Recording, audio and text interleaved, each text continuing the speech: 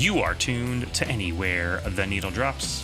Hey world, this is Justin. I am your host, and welcome to the show. Today we bring on singer-songwriter Lexi Adams. She sits down with me in Theory One Studios to discuss her work as an independent performing artist, including her somewhat unorthodox journey from Michigan, going down to Nashville to do the Nashville music thing for a bit, and then deciding to come back to Michigan and make her career right here. And speaking of right here in Michigan, if you're listening to this episode the day of the show or a few days after it releases, you'll be able to catch Lexi this weekend live up in South Haven at Warner Vineyards. Not a bad drive to get there and check out some good tunes up that way in South Haven. But of course, if you missed that, also check out the link in the show notes to Lexi's website. She's got plenty of shows listed there. I'm sure there'll be something coming near you so you can check her out and all that she does. And speaking of checking out what she does, we've got a song coming up, a demo version of her tune, LA Honky Tonk Queen. So check that out, then check out the interview with Lexi. Take care of yourselves, take care of each other. Here's to life.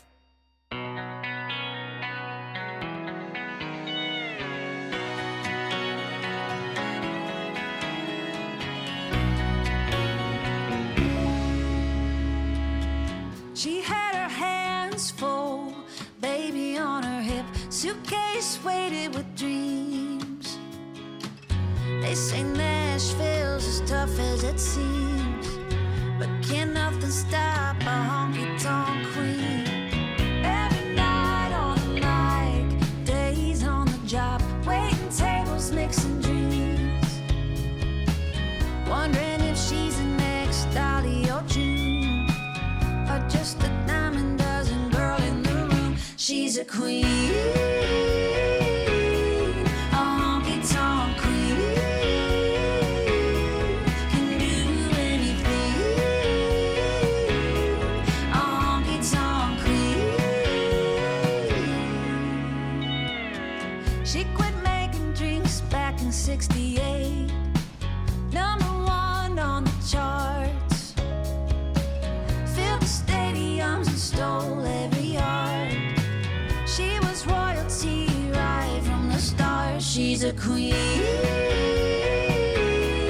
a honky-tonk queen, can do anything, a honky-tonk queen. Holding hands with the friends and the family, there's nothing doctors can do, but Jesus whispers, we got neon lights here in heaven, and a microphone waiting on you. She's a queen, a honky-tonk queen, can do anything, a honky-tonk queen. Lexi Adams. Hey. Hey, welcome to the show. Again, this is just fun. We're just going to hang out and have a conversation. So, Awesome. Yeah. So, what's been going on lately? Where are you coming from? Gosh. So I'm coming from Kalamazoo. It's actually where I live, Kalamazoo, Michigan. And yeah. Okay. Earlier today, I was a talent show judge for the at Seago Middle School. What was it called? Dogs Got Talent show. Okay. So I was one of the judges for that. Okay. At Seago. So it was fun. It was really fun. So that's like the middle school kids getting there doing their thing, and you just are one of the... I'm one of the judges. Nice. Yeah. Okay. That's going to be fun. It was. All right. So is Kalamazoo area where you're originally from? I know you're from Southwest Michigan. Yes. So... I'm originally from Plainwell. Okay. So my husband and I just moved to Kalamazoo about beginning of November. So that's where we've been for the last however many months that is now. It's hard to even tell. Yeah. Time. I think I've reached that point in my life where I was always warned as a child, like where time is just yes, boom, boom, boom, boom, boom. Yep. So yeah, you hit that mid 30s, late, and you hit 40, and then it's just even faster. Yeah, so yeah, crazy. It's all a blur. So, well, cool. All right. So my understanding, you come from the area. You went down to Nashville for a while. You ended up back in this area. So talk to me a little bit about the comparisons between living in Southwest Michigan versus living in Nashville. Obviously, that's Music City, but then obviously you're also having a nice, successful career right here. So yeah. So I went to college in Nashville at a school called Belmont University, and I played volleyball there actually all 4 years, and majored in songwriting. Absolutely loved it. Loved Nashville, but I learned pretty quickly that everybody else that's there is also trying to make it, trying to be discovered, trying to break into the music scene. And everyone is amazing. Like, where I come from, I was a little bit of a bigger fish in a smaller pond, but there, you're in you're a small fish in a huge pond. And I mean, I loved the connections that I had. I loved just, you walk into a coffee shop and the person taking your order is an artist or a songwriter or a producer.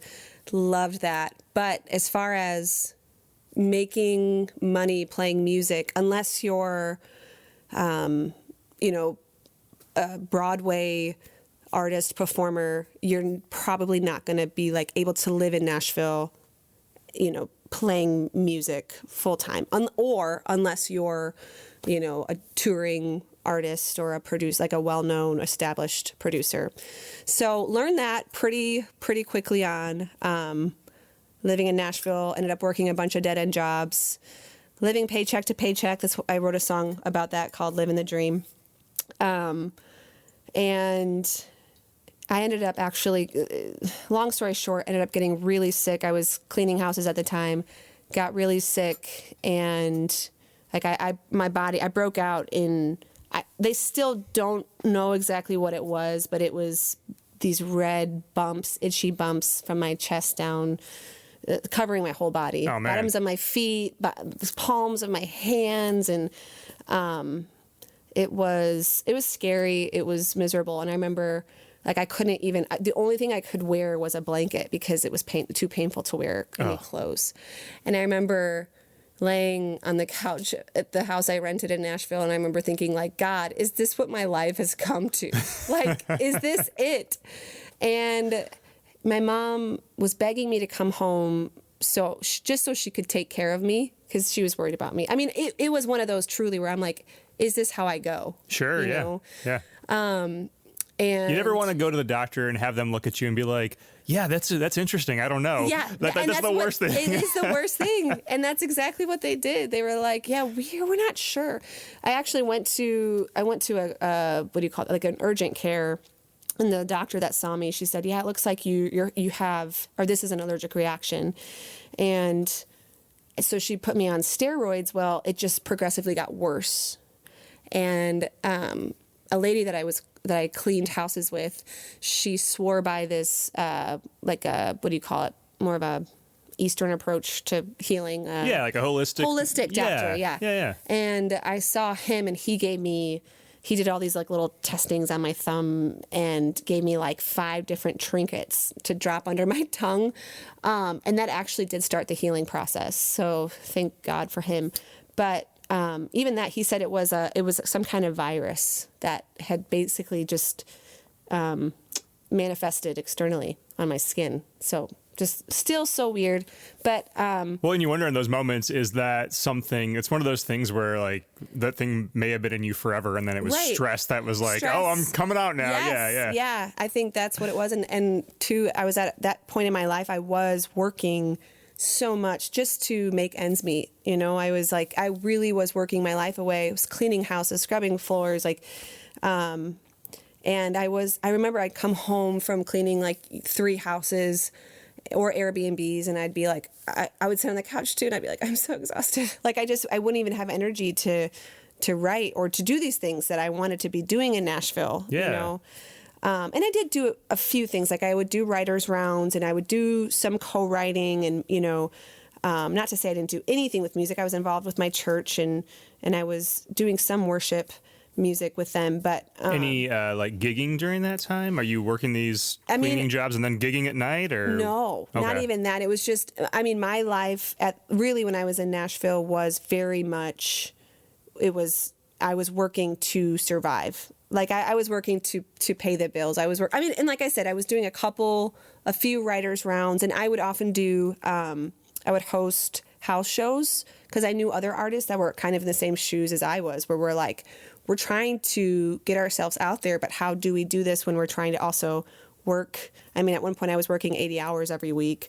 How do we manage this? And so I would do house shows where I would invite a bunch of my friends over. I would invite other artists, and we would do, I would just have them all in my living room, and we would all take turns performing our music, the songs we'd written. So that was something I did just to try to connect with other artists, and like I said, a way for us to kind of get our music out there as well. But as far as gigging, I wasn't doing the grind on Broadway. I mean, yeah. So I wasn't doing any. There was maybe like a couple of gigs that I did that was like just acoustic, where I didn't even have a PA system, where I got asked to sing at like a coffee shop or I remember it was like a hotel, the lobby of a hotel. But as far as what I do now, I wasn't doing that in Nashville. Yeah. So, I mean, you went to Nashville for school, but it sounds like maybe music was actually the goal while you were, that was the real reason? Okay. It was the goal. I majored in songwriting, and I mean, gosh, one of my professors is the guy his name is Tom Douglas. He wrote the song, or was part of the co-write of the song "The House That Built Me" by Miranda Lambert. He was one of my teachers at Belmont. So it's like, yeah, I had these amazing like people that were, in the industry that were like there, but it's one of those things where you're like, I don't want to use you to like get in, like, it's like, I want to, sure, it's like, how do you make a relationship with somebody, build that relationship with somebody without the sliminess of like, I'm using you so I can like, Yeah. Well, we're also in a culture where asking for help is not necessarily lauded or promoted like it probably should be. So, That's very true. Yeah. Very true.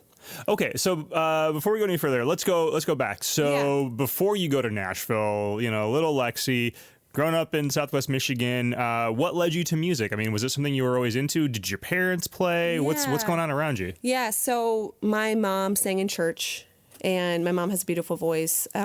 So growing up, I remember going to choir practices with her. I remember like if she had a solo at church, we'd listen to the song repeatedly in the excursion van that she would drive me and my three sisters around in. And let's see. Yeah. So I just like grew up. I loved music. I loved singing. And from an early age, my mom was like, okay, you definitely have a voice. So I was put into like a few voice lessons. Like a little bit, not anything I really took super seriously, but voice lessons. And I was in choir.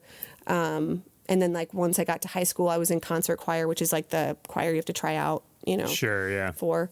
So that was and then guitar. My sister was taking guitar lessons, and I remember seeing the guitar like in the living room, and I would pick it up and I would look at her book to see like the little notes, she'd been taking for the lessons. And I would look at like, okay, these are different chord structures. So I just would like figure it out. And then there was a guy my sister was actually dating at the time, who played guitar. And so he encouraged me like, he's like, that's a G chord, that's a D chord, that's a C chord. Those three chords right there. He was like, you can sing so many songs with just those three chords. Yeah. And so he kind of coached me, and he would always say the strumming is the hard, like the transition from like the G to the C to the D chord. Those are like the hardest, going from this chord to this chord. He's like, but practice just going back and forth in the strumming, keeping the strumming. So I would just for hours, and I was also really involved with sports too. So like when I was done with, basketball or volleyball practice, I would come home and I would just practice, just strumming the guitar, going from chord to chord to chord, and like, okay, I'm going to get this. And then I was like, oh, and then I would start, I'd look up a song with those three chords. whether it was a worship song and I would sing it and I'd be like, oh my gosh, I'm getting it. Like it's something just like clicked. And then I ended up writing a song because I was like, I've got these 3 chords down. I'm going to write a song.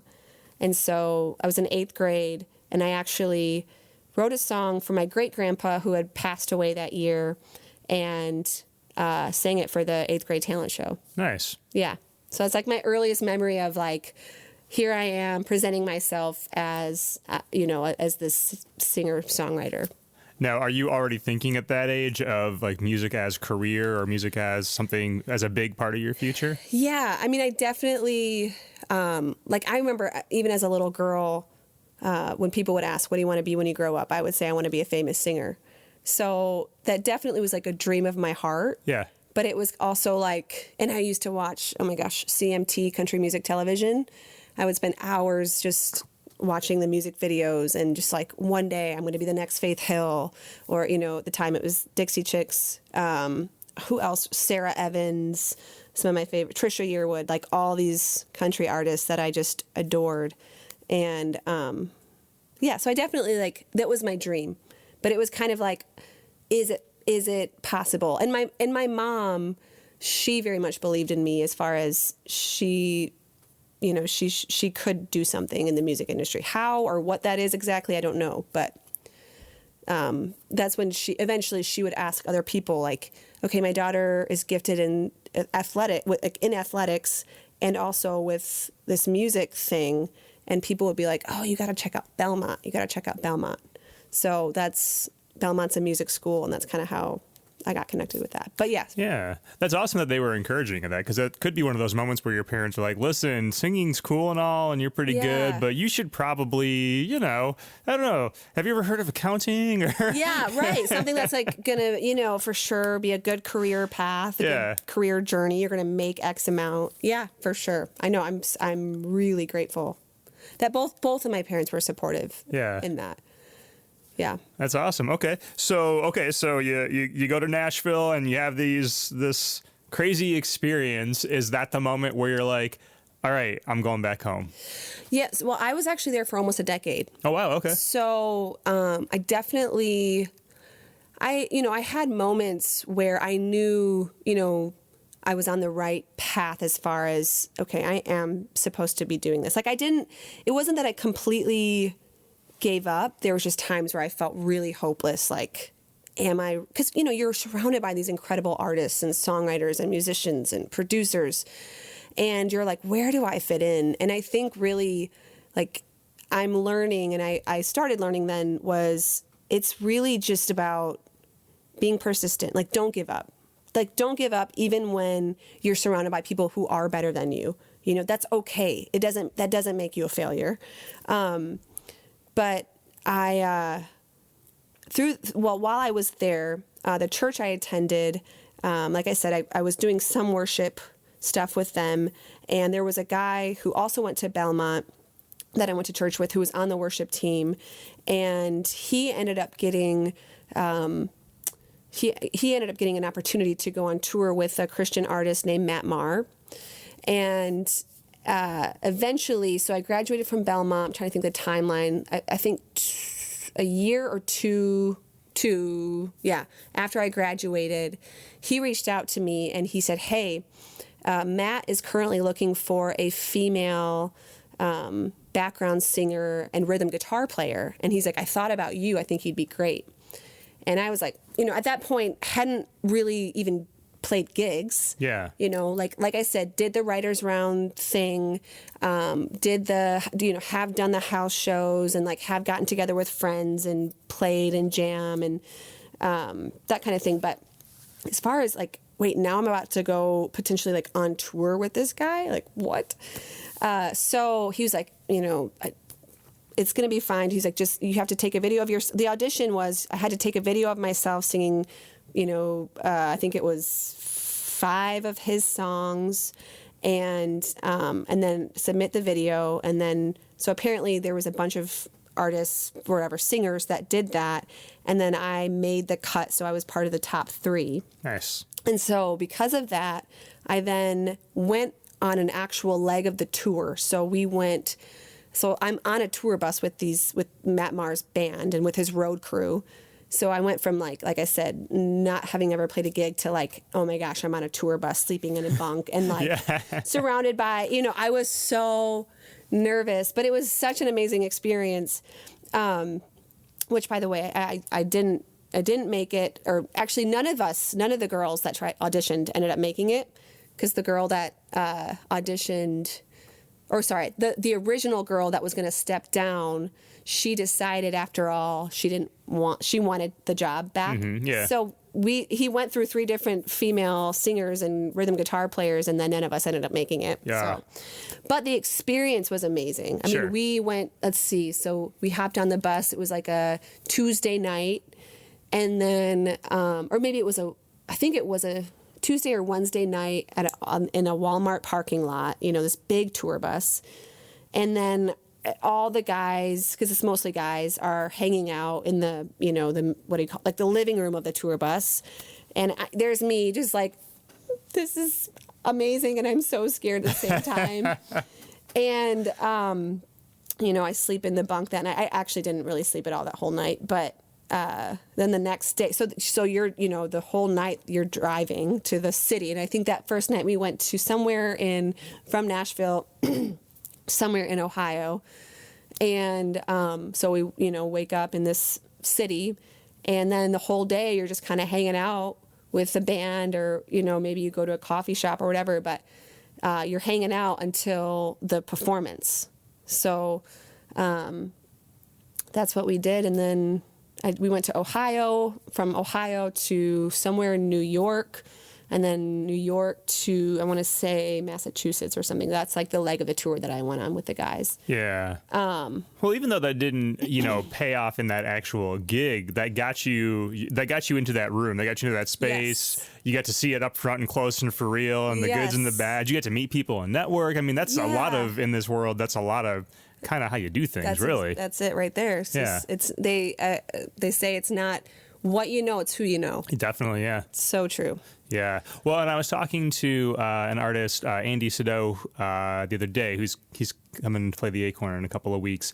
And we were talking about even that idea of what it truly is to be a full-time musician. I mean, people have this idea of the rock star or whatever, but, Andy, he's playing gigs on his own. He's playing gigs with his band. He's teaching kids to play sometimes. He's doing...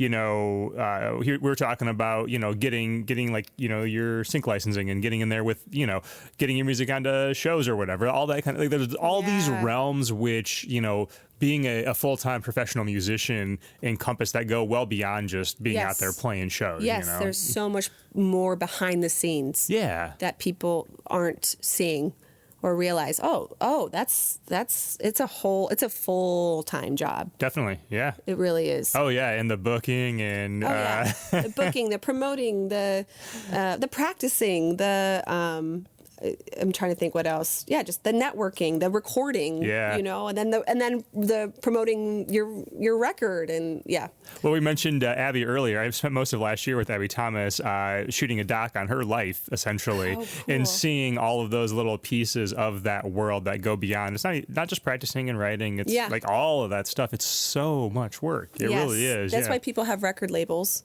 or people get signed to record labels, because a record label generally will do that for you, the brunt of that work for you.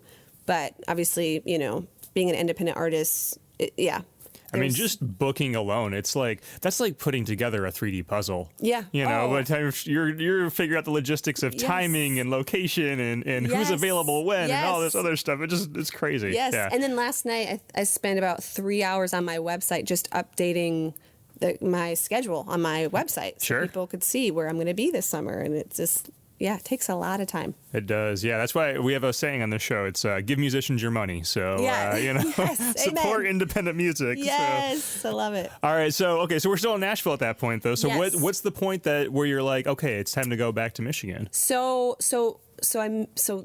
back to the tour real quick. So there was a guy that was Matt Maher's band director and bass player, and he said, hey, I'm a producer and I'd love to record an album for you.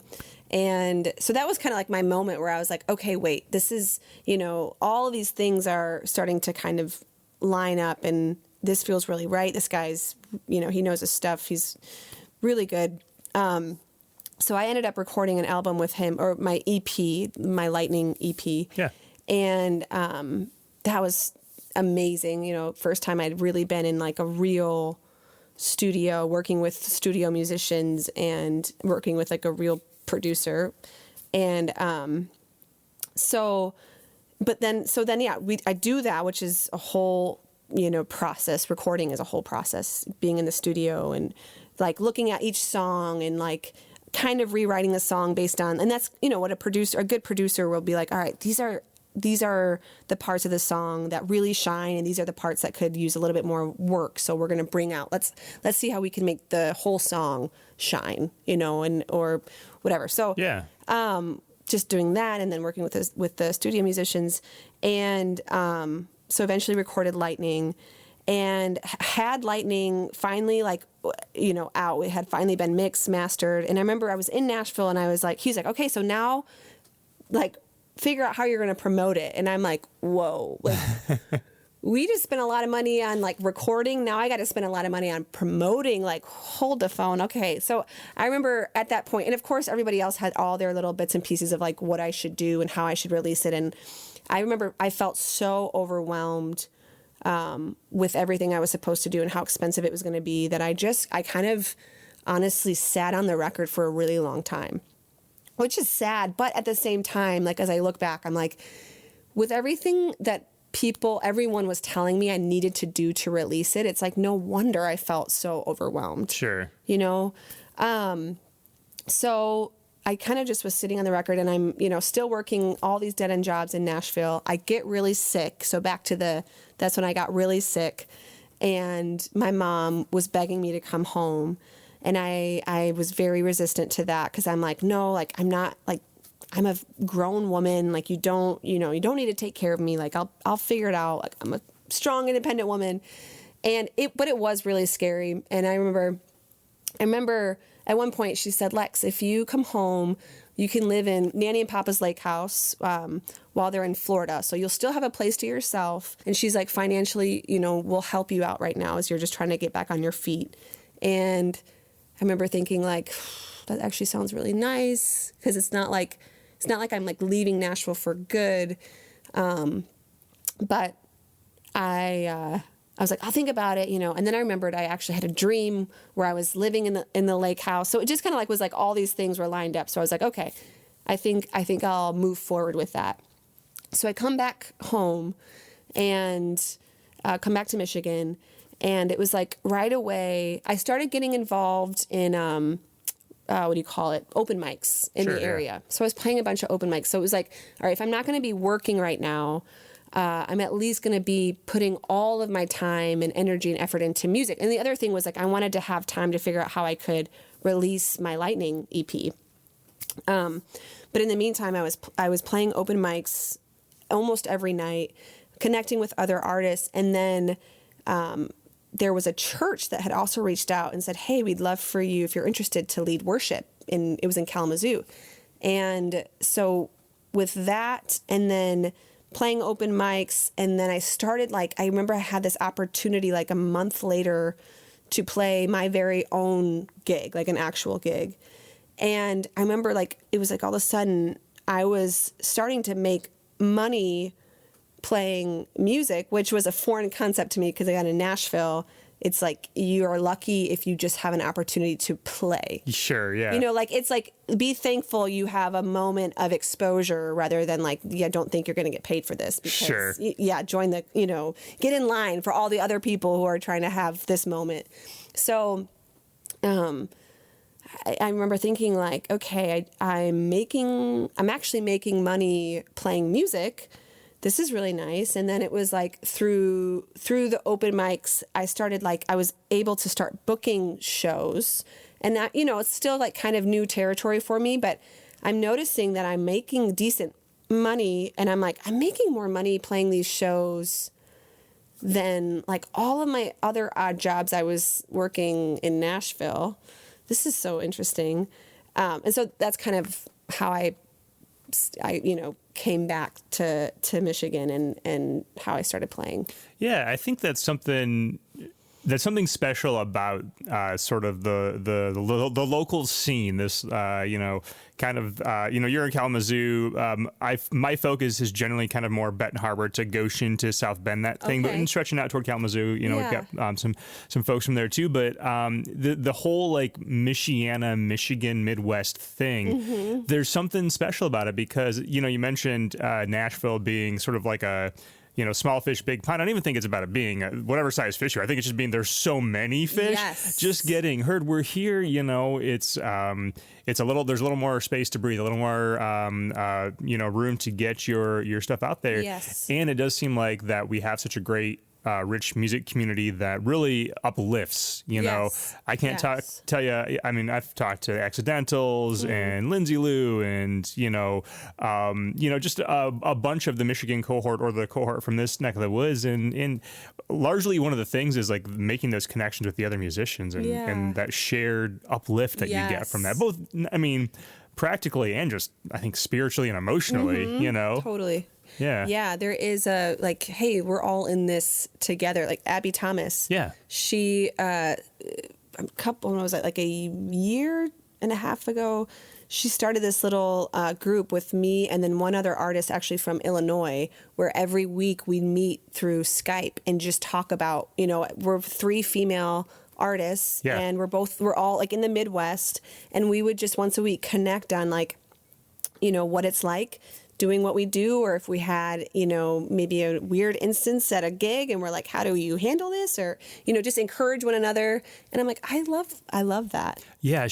Abby is great at the care and compassion aspect of it. I remember one of the first practices I was shooting for the documentary, and the first thing that she did with the band was a personal check-in, like, how was everyone doing? And everyone in the room had a chance to like speak about, I don't know, what they were going through that week. And they even looked at me and had me answered. I'm the guy with the camera, like shoving the camera in their face. And it's such a beautiful thing. And apparently that's something they do every single time. I've seen them do it pre-gig. I've seen them do it pre-practice. But that aspect of really taking care of each other and taking care of yourselves and like, hey, we're all humans in a grind right here. So yeah. Oh gosh, that's amazing. I love that.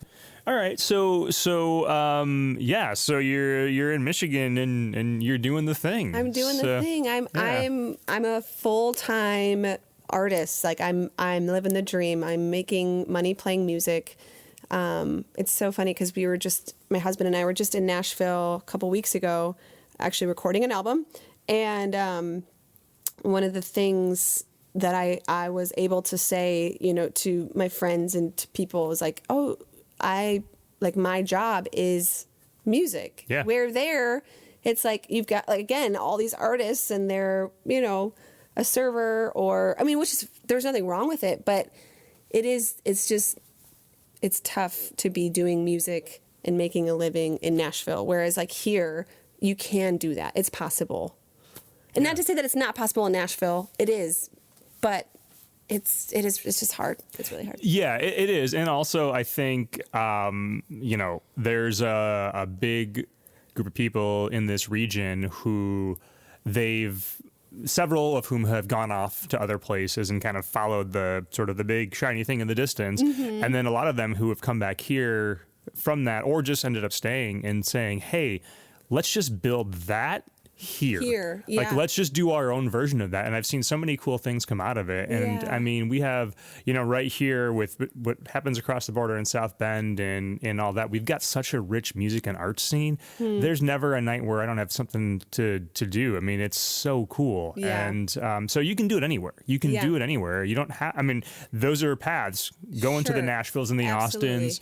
But there are other ways to do it. And it's nice. So. Yeah. So you mentioned the album, so let's dive right into that. Let's talk a little bit about the upcoming album. Yeah. So let's see. We're still in the process of recording. I ended up getting really sick. I heard something about that through the grapevine. Yeah. So what was that? It was such a bummer. You have all this time booked out and then you're like, I can't even. Literally like I think it was like 2 nights right before we were supposed to leave for Nashville, I just get hit with influenza. I still don't exactly know, but it was like influenza, I'm pretty sure, because it was bad. And the guy that, again, Mitch, he's the one that I met on the Matt Maher tour. He is the one that's producing this record. And he was like, no sweat, we'll work with it. Like, he's like, that's my job, we'll figure it out. So we were just, as much as we could, the first day I got there, we were supposed to be in the studio on that Monday. And I was so sick, I could like hardly even stand. So we didn't record it on that Monday, but when we were in the studio, we were working on, again, the songs and just like, all right, these are the songs that you're going to be recording. Let's bring out let's make the whole, what do you call that? Just shine, make the song shine and the colors. So we worked on just kind of each song. And then luckily, I already had 3 songs, like demos with, his name is Mitch, the producer. I had 3 demos that I had done with him 2 years ago. So 2 years ago, I was wanting to record with him, and he was like, all right, let's work on some demos. So went down to Nashville 2 years ago. Well, then he had an opportunity to go on tour with, no big deal, Ed Sheeran. No big deal, like, okay, Mitch. He's like, so I'm so sorry. Like, I'm going to have to put this on hold. And I was like, I guess that's fine. I guess if you're going to go on tour with Ed Sheeran, no big deal. And then I met my now husband during that time. So it was like both of our lives have, like he was on tour and I met my now husband. And so my world kind of got turned upside down. Is your husband also in the music business? He is. Okay. Yeah, and he's incredible. But so we finally, it was like, okay, Mitch, I want to finish what we started. And so that's what this project is. But I wasn't, so I had 3 songs that I had already recorded with him. And then it's going to be another EP. Okay. So, and then 3 songs that I wasn't able to record. Yeah, so we had the 3 demos, 3 songs that I wasn't able to do vocals for. The crazy thing is, to use or to have a voice, he used AI, which is so weird, to record the vocals for a couple of the songs, just for the studio, when the studio musicians came in to record. We needed something, they've got to have something to work off of. Exactly. Yeah. Exactly. Yeah. So it was kind of weird. So Mitch sang, and then my husband, Calvin, he also sang a couple of the songs, and then found a voice that sounded somewhat similar to mine through, an AI voice, and then put that on. So then I was just talking to Mitch yesterday, and we're thinking the end of this month, I'll go back down to Nashville and finish the vocals for recording. So nice. Yeah, it's going to be a 6-song EP, country. It's going to be pretty country, which I'm excited about. Lots of pedal steel, obviously acoustic guitar. I'm trying to think what other instruments. Oh, mandolin. Just like, I really wanted it to sound like a country album. So originally intended to be an album before the sickness, or was it always going to be an EP, or? It was going to be an EP. Okay. Just because I say album, I shouldn't say album. I feel like not everybody knows what an EP is. Honestly, I think there's still some debate as to what the line is drawn anyway. Yeah, so, right. Totally. Actually, we're getting new music from you. It's going to be fantastic. Exactly. Yeah. Everybody down there says record. Sure, yeah. So you're making a record. Yeah. So it's like, that's actually like the cool thing to say. So I'm making a record. It's a 6-song record. And yeah, I knew that it was going to be, 5-6 songs, just because it's pretty pricey, but totally worth it. The whole experience was just amazing. Yeah. So you mentioned the sound a little bit, leaning pretty heavily country, and I've listened to the Lightning EP, and obviously there's definitely some country in there. Mm-hmm. But so is that what you were listening to growing up? Like, what drew you to that particular sound? Yeah. Oh gosh. I listened to a lot of Emmylou Harris. I listened to a lot of country like classic country, like Sure. 90s, early 2000s. Like Faith Hill was my favorite. Trisha Yearwood, the Chicks now. Who else? Like just all Jessica Andrews. I'm trying to think all the Carolyn Dawn Johnson, all these country albums I had growing up, CDs. And for the kids out there, so once upon a time we had a magical disc we put in a machine, Yes. and that's how we got our music. Yeah, I know, so. right? It's crazy. It's crazy. But then I started getting into a lot of singer-songwriter stuff, like folky country. Emmylou Harris, Brandi Carlile, who are some others? Bonnie Raitt. Trying to think, and I loved that sound. There's a couple others that are kind of like bluegrassy, Like more of the roots, the Americana aspects of that. Yeah. And I was so Patty Griffin. Oh, I love Patty Griffin. Yep. And I was like, oh, that feels like that's really pulling on my heartstrings. And so that's kind of the Lightning record is definitely more Americana pop. There's some pop elements. So definitely some country, but definitely some pop and, Americana. This next record is going to be very like, it's going to feel like country. Like this is a country record. Nice. Do you see is that kind of your sound, or do you think it's project based? I mean, are you going to just see where things go? I mean, it's so hard because like I said, I love, Emmylou and like that folky, there's another one, Gillian Welch. I love Gillian Welch. Yeah. That folky, bluegrassy country feel, that vibe. I love that, but I also love all the country that I grew up, when I was in elementary school, the Faith Hill, Shania Twain, I love that too. So I don't know. I think maybe we'll just see how it continues to evolve. Sure.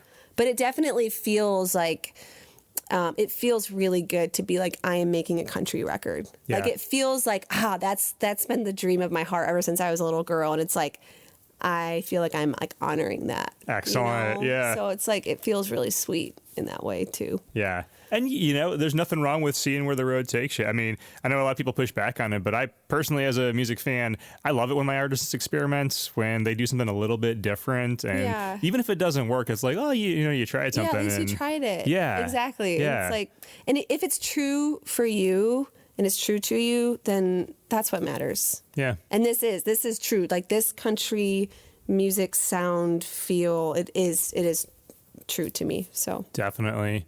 So, it sounds like you've started to touch on it, but for you, as far as looking at your music career, how do you define success? I mean, what's your aim as you keep doing the work? I think it would be just to continue to do what I love. If I can do what I love and I can make a living, then that to me is successful. Yeah. Blessed and successful. If you get to do what you love and get paid for it. And I think if I can continue to write songs, if I can continue to record, perform, if I can keep doing that, that to me, is a successful life. I think obviously there is a dream, would there be a dream to play in front of huge crowds on a big stage with a killer band behind me? I mean, yes.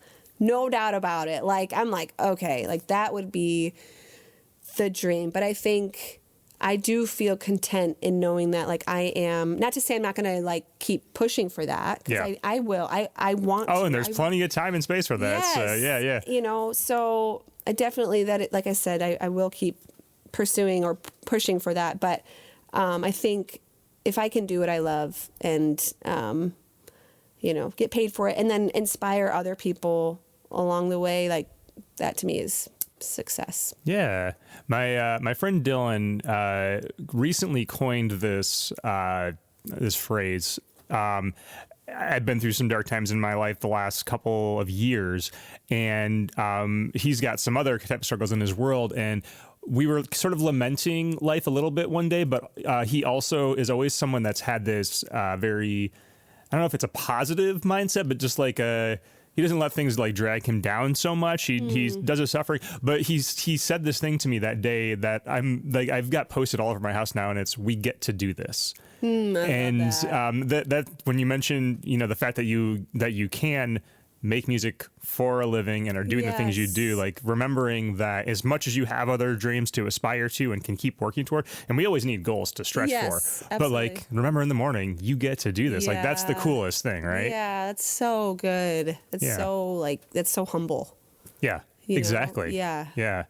That's so good. So, do you get to do in the Michigan scene? I mean, we've got such a rich talent, you know, pool here in the Michigan scene. I mean, we've already mentioned the Accidentals and Lindsay Lou. We've got the Crane Wives. We've got, you know, I just had May Erlewine on the show. Cool. You know, there, and that's just like scratching the surface. So, do you get to do any collabs with any of the other locals in the music scene? You know, or I haven't. I really should take advantage of that. Caitlin Rose, she's another one. Yeah. She's. I'm going to be opening for her. Oh my gosh, I don't know the date off of my head, but she's doing a Joni Mitchell tribute show at Bell's. Okay. She did a Shania Twain tribute. When was that? The summer before last.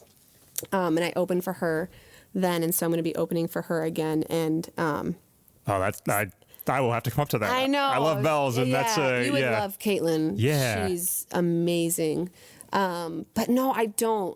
I haven't really. My husband, he is he plays keys. He plays every instrument. Yeah. And he's an amazing songwriter. So I do a lot with him. Sure. So, I would say that's probably the one person and we do actually perform together as well. Nice. But I haven't really done much collaborating with others, and that's going to be my next goal. You're talking about goals. Yeah. I'm going to work on just taking advantage of who I have around me, the amazing artists around me. So definitely, yeah. Your husband, is he doing a solo thing? He's got a band or a couple of things? What's his story?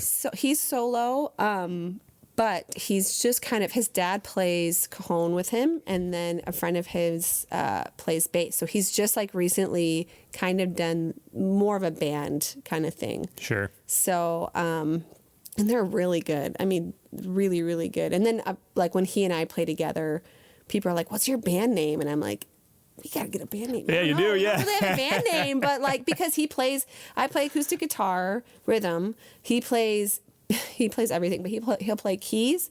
He'll put a little tambourine on his foot, so he's got literally the rhythm, the piano, and then sometimes he'll do a harmonica. Oh wow, that's impressive. Yeah, and then he sings harmony with me at the same time. I'm like, you are a machine, and I'm so grateful. Don't you just hate that sometimes? Yes. You're like, how dare you be so talented? Yeah. Yes. And then on top of that, what's crazy to me is he writes songs that are straight from heaven. I mean, he's an amazing songwriter, just brilliant songwriter too. So yeah, he's amazing.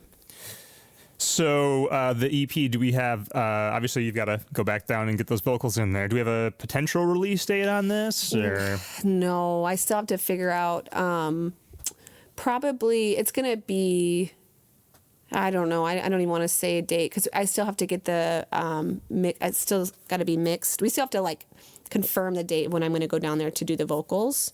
And then we're going to do the mixing. And I got to figure out a time for that. So I'm hoping I was kind of hoping by this summer, but I realistically don't know if that's possible. Maybe fall, maybe November. All right. But it does feel like such a summertime sound. There's a lot of upbeat songs. Yeah. Too. And I'm like, oh, these would be so fun to just jam out to and vibe to in the summer. But realistically, I think the soonest could be November. Okay, that's all right. You know what? Here in Michigan, the hot weather always rolls back around. That's so right. There's plenty of time. Exactly. You just never know. It's what do they say? Fools. It's fool's spring, like that's where you are right now, or like, you know what I mean? Oh yeah, it might be January, and I might be rolling around blasting your album, with my windows down. Who knows? There you go. Who knows? Yes. So just don't know what you're gonna get around here. I mean, a couple weeks ago we had shorts and t-shirt weather, and then it was a week later we had snow again. Yes. So just how it rolls. So. All right, so no for sure date on that, but you're out there playing shows. You got a lot of big plans for the summer as far as that goes? Yeah, lots of shows booked this summer. Gonna be in the South Haven area a lot. Nice, beautiful area. Yeah. I don't have any like big shows as far as like playing at Bell's or anything like that, but that'll probably be something I also need to figure out as I think about how I want to release this album. That could be something, but sure, yeah, gotta have a big party. I know, right? Yeah. Celebrate. Even like I had a friend who said she lives and works in Nashville, and she worked at a music, or it was a bar, but they had a lot of bands that would come in, and she said one of the things that a lot of artists would do it was called an album listening party. Mm-hmm, yeah. So have you heard of that? Oh yeah, definitely. I didn't know that was a thing. I have been honored to be invited to a few by some artists. Yep, it's a fun time. Oh, yeah. Cool. Yeah. So I'm like, I love that, because it's like you just spent all this time with this, making this album, EP, record. Yeah. And it would be fun. That would be really fun. So maybe I'll do something like that. I love that kind of thing. I mean, I'm also a person that, music can be a background thing while I'm working or doing whatever, but I try to set aside specific time for sitting down and focusing on the music. And a lot of times for me, that will be built around an album release or a record release or whatever. Yeah. And I've told the story a few times on here, but the most recent one I remember where I killed a whole weekend with the Drive-By Truckers when they re-released Southern Rock Opera on vinyl with a double album and like a special extra disc and a giant booklet and all that. And that whole experience of sitting there really digging into the music and the stories around it. And I think that's the magic of those listening parties, especially if it's something that you're hosting as the artist, because you can really bring people into the music, into the stories around it and how you built it. And I love those kind of things. That's so always cool. Up for more of that. Yeah. I love that. Yeah. Maybe I'll do something like that. Yeah. Yeah. Yeah. All right. Well, as we wind down here, is there anything else you want to let the people know out there as far as what you've got coming for us? Oh, let's see here. Just check out my website, lexiadamsmusic.com. Yep, and we'll link all that in the show notes so people can click to the socials and the website, see where your tour is going to be, all that fun stuff. Yeah. Yeah. I don't think so, other than I'm trying to think if I've got anything specific. Just be on the lookout for the new record. Yeah, definitely. Yeah. Keep us posted on that. We'll be glad to do a little thing on the website for you. So, awesome. Thank you so much. Thanks for having me. Yeah, definitely, Lexi Adams. Yeah, thanks. It's I've been following your music for a few years now, so it's fantastic to actually get you in the room. It was funny, the space that we're in, Paul Clemson. I had you kind of back on the rotation of my list because there's an endless list of interviews, and I had gotten you kind of back up to the top of it, and I was working on the next set of reach outs, and Paul texted me, and it was I think an Instagram video or something of yours, and he's like, we've got to get her on the show. Oh, cool. And I was like, funny you mention it, and I said on the list, and I'm like, there she is. So it was perfect. It was meant to be. It was the times. Totally. So yeah. So all right, well, Lexi Adams, thank you for taking the time to come down on the show. Yes. Everyone keep an eye out for the album, for the shows this summer, and I'm sorry, for the record. That's and right. for the shows this summer. And all right, thank you much. Thank you so much.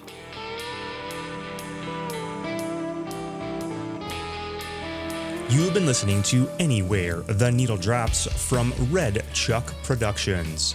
Keep up on new episodes of this show, our live events and various creations and other happenings over at redchuckproductions.com or by following us on social media at Red Chuck Productions. Special thanks to Hero Jr. for our theme music. You can check them out over at herojuniormusic.com. That is Hero, Hero, Junior, JR, music.com. A big shout out to Paul Clemson and Theory One Productions for handling sound duties and so much more. check out their magic over at theory1productions.com. And a big thank you to Earthworks Audio for outfitting the Red Chuck studio. See their microphones and their other products over at earthworksaudio.com. Be sure to support all of our guests by visiting their websites, social media, clicking that subscribe button, seeing them live, and checking out their merch stores. Give musicians and artists your money. We'll be back with the next episode. Until then, thank you for your time. Here's to life.